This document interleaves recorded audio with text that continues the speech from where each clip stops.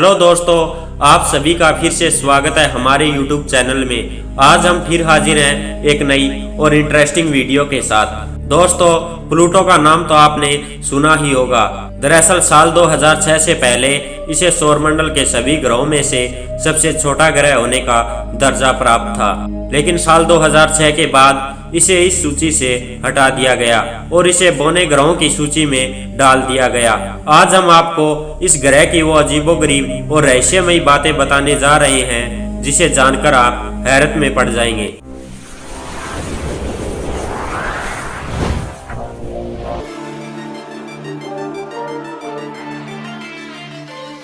दोस्तों, प्लूटो ग्रह सौरमंडल का दूसरा सबसे बौना ग्रह है। आकार और द्रव्यमान में यह काफी छोटा है।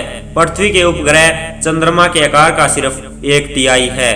वर्तमान में प्लूटो ग्रह को एक संपूर्ण ग्रह नहीं माना जाता, बल्कि सौरमंडल के बाहरी घेरे, जिसे काइपर घेरा कहते हैं, उसमें स्थित एक बड़ी खगोलीय वस्तु माना जाता है।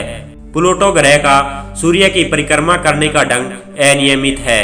दोस्तों, प्लूटो ग्रह इतना छोटा है कि यह किसी दूसरे ग्रह की कक्षा पर भी कोई प्रभाव नहीं डाल सकता। प्लूटो ग्रह की खोज वैज्ञानिकों की एक गलती से हुई थी, जब वे यूरेनस और नेपच्यून की गति के आधार पर गणना कर रहे थे। वैज्ञानिक क्लाइड टॉम्बाउग ने आकाश का सावधानी पूर्वक अध्ययन किया और प्लूटो ग्रह को 18 फरवरी 1930 को खोज निकाला था। अभी तक प्लूटो ग्रह पर सिर्फ एक ही अंतरिक्ष यान न्यू होरिजन पहुंचा है, जिसे 19 जनवरी 2006 को लॉन्च किया गया था। 14 जुलाई 2015 को यह प्लूटो के सबसे नजदीक से गुजरा था। इसने प्लूटो ग्रह की अनेकों तस्वीरें ली थी और गणनाएं की थी। तस्वीरों को देखकर यह पता चलता है कि प्लूटो पर कई बर्फीले पर्वत हैं। इसके साथ ही प्लूटो का आकार उससे बड़ा है जितना उसका अनुमान लगाया गया है। प्लूटो ग्रह का वायुमंडल अनिश्चित है। सूर्य से दूर होने के कारण यह बर्फ से जमा हुआ होता है और सूर्य के निकट आने पर इस पर जमी हुई मीथेन, नाइट्रोजन और कार्बन मोनोऑक्साइड गैस में बदल जाती है। वैज्ञानिकों का कहना है कि वायुयान भेजकर ही प्लूटो के वायुमंडल को समझा जा सकता है। प्लूटो की कक्षा बहुत ही अंडाकार है। इस वजह से यह नेपच्यून ग्रह के मुकाबले 20 सालों तक सूर्य के सबसे निकट रहता है। दोस्तों, प्लूटो सौरमंडल के 7 उपग्रहों में से सबसे छोटा है।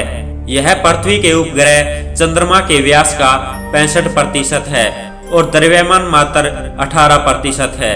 प्लूटो ग्रह का एक साल यानी कि सूर्य की परिक्रमा करने की अवधि पृथ्वी के 246 सालों के बराबर है।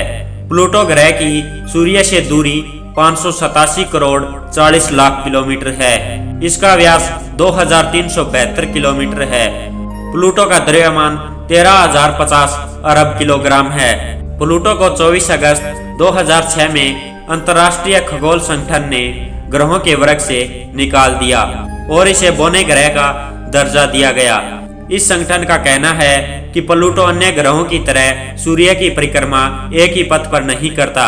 इस कारण इसे ग्रह का दर्जा वापस ले लिया गया। खगोल वैज्ञानिकों के अनुसार ग्रह उसे कहते हैं जो सूर्य की परिक्रमा अपनी निश्चित कक्षा में करता है और अन्य उपग्रहों को अपनी कक्षा में मंजूरी देता है। प्लूटो तक सूर्य के प्रकाश को पहुंचने में 5.5 घंटे लगते हैं। दोस्तों, प्लूटो का रंग काला, नारंगी और सफेद का मिश्रण है। इसके उत्तरी ध्रुव पर सफेदी दिखाई देती है, जिसे मालूम पड़ता है कि यहाँ पर बर्फ जमी होगी। प्लूटो पर बदलते मौसम का संकेत मिलता है।